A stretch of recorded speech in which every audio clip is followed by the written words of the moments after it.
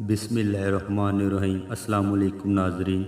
हज़रत मूसा अलैहिस्सलाम के ज़माने में बनी इसराइल की एक बदकार औरत फौत हो गई तो इसकी बदकारी की वजह से कोई भी उसे गुस्ल देने और जनाजा पढ़ने के लिए तैयार नहीं था। हत्ता कि इसके घर वालों ने भी दफनाने की बजाय जहाँ शहर का कचरा डाला जाता है वहाँ फेंक दिया। हज़रत मूसा अलैहिस्सलाम जब कोहे तूर पर अल्लाह ताला से मिलने गए तो अल्लाह ताला ने फरमाया, ए मूसा फ़ौरन जाओ, मेरी बंदी की लाश इसके घर वालों ने कचरे में डाल दी है, इसे गुस्ल दो और जनाजा पढ़ के कब्र में उतार दो। हज़रत मूसा अलैहिस्सलाम वापस आए और शहर में जाकर लाश को ढूंढा तो लाश कचरे में पड़ी थी और इसके चारों तरफ 4 कुत्ते लाश पर पहरा दे रहे थे ताकि दरिंदे न खाएं। हज़रत मूसा अलैहिस्सलाम इस औरत के घर वालों के पास गए और कहा कि लाश को गुस्ल देने और दफनाने में मेरी मदद करो। उन्होंने कहा, ऐसी मनहूस लाश अगर दफनानी होती तो हम कूड़े में ही क्यों फेंकते। अपने जीते जी इसने हमें पूरे शहर में रुसवा किया। हज़रत मूसा अलैहिस्सलाम ने शहर वालों से दरख्वास्त की,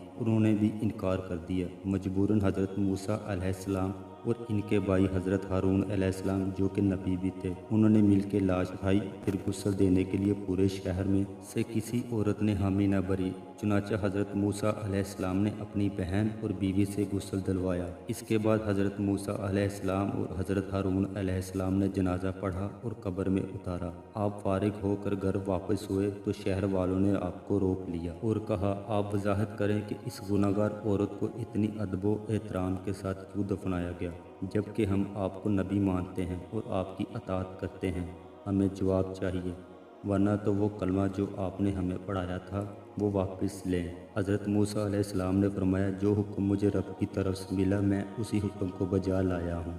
इससे ज़्यादा मैं इस औरत के बारे में कुछ नहीं जानता हूँ। हाँ, मगर एक बात है कि जब अगली बार मेरी अल्लाह ताला से मुलाकात होगी तो तुम्हें इस सवाल का जवाब मिल जाएगा। इस पर लोग मुतमिन हो गए। फिर जब हज़रत मूसा अलैहिस्सलाम कोहे तूर पर अल्लाह ताला से मुलाकात हुई तो उन्होंने लोगों का सवाल सामने रखा तो अल्लाह ताला ने फरमाया, ए मूसा, ये औरत वाकई बदकार थी, बल्कि इसकी सारी उम्र बदकारी में गुजरी। लेकिन एक दफ़ा इसने एक कुत्ते को देखा जो शदीद प्यास से तड़प रहा था। उसे कुत्ते की हालते जार पर तरस आ गया। इसने पानी के कुएं से अपना दुपट्टा गीला किया और कुत्ते के मुंह में निचोड़कर इसकी सारी प्यास बुझाई, जिससे इसके जिस्म में जान आ गई। इसने मेरी अदना मखलूक पर रहम किया तो मुझे इस औरत पर रहम आ गया और मैंने इसके एक अमल पर इसकी उम्र भर की खताएं माफ़ कर दी और इज़राइल को हुक्म दिया इसकी रूह कब्ज़ कर ले ताकि मज़ीद ये किसी गुनाह का इर्तिकाब किए बगैर मेरे पास आ जाए।